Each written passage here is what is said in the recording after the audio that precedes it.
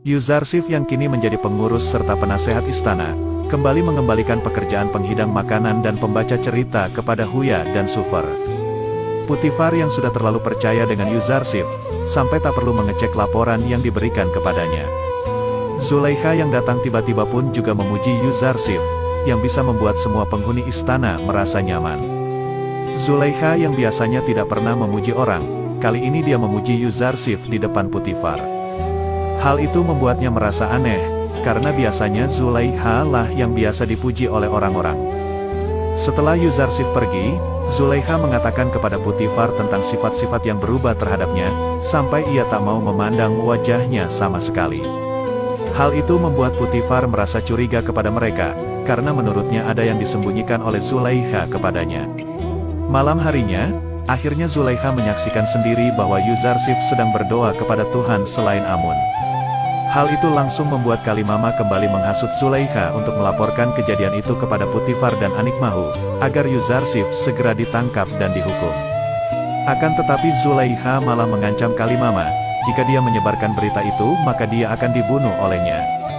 Zulaikha tidak peduli dengan keyakinan Yuzarsif, dia hanya peduli bagaimana caranya agar dia bisa mendapatkan hati Yuzarsif, agar menjadi miliknya.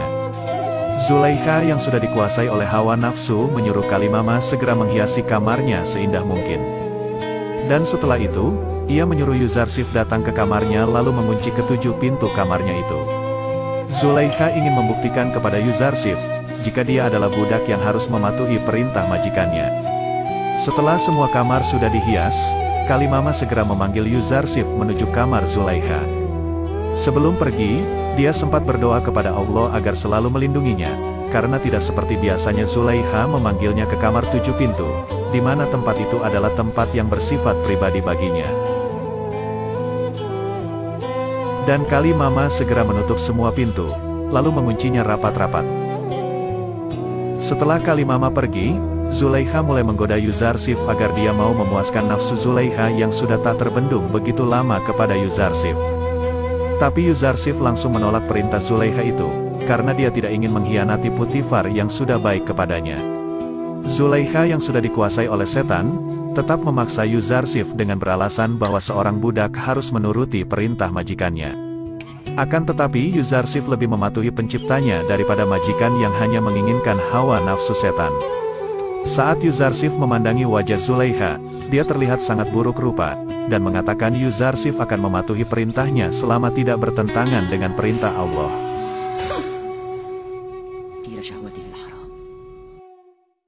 Di tengah-tengah perdebatan itu, datanglah malaikat Jibril membawakan pesan dari Allah, agar Yuzarsif tidak membalas perbuatan Zulaikha. Sebentar lagi dia akan menuduh Yuzarsif sebagai orang yang memaksa dengan menggunakan kekerasan. Dan saat itu Yuzarsif akan dinyatakan bersalah. Jibril menyuruh Yuzarsif agar lagi dari godaan syaitan, dan segera menuju pintu.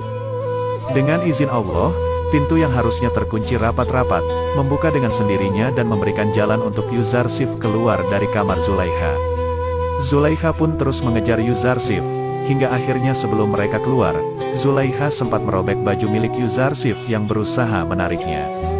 Dan saat mereka keluar dari kamar itu, tak disangka Putifar sudah berada di depan mereka. Putifar yang sangat marah, langsung menyuruh mereka untuk menjelaskan apa yang sebenarnya telah terjadi.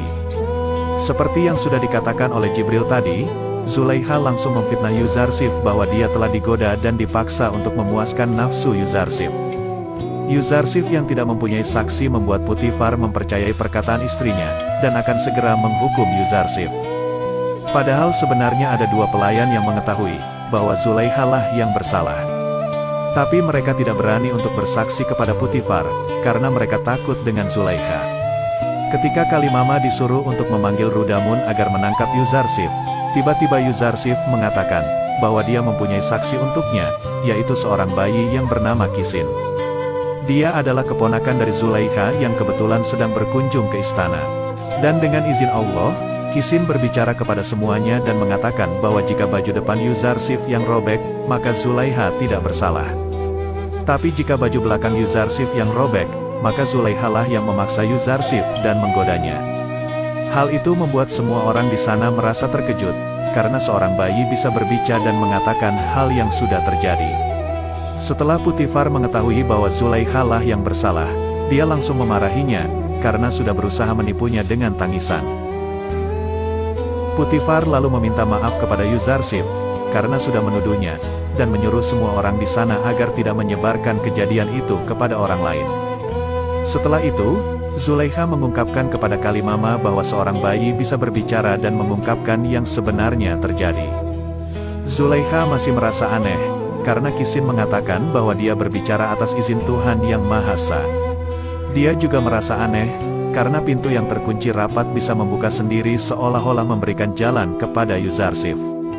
Kalimama lalu menghasut Zulaikha, mengatakan bahwa Yuzarsif menggunakan sebuah sihir. Dia juga menyihir semua penghuni istana, agar menyukai dirinya. Tapi Zulaikha langsung menyangkal tuduhan itu, karena dari kecil Yuzarsif hidup di istana dan tidak berguru kepada guru sihir manapun.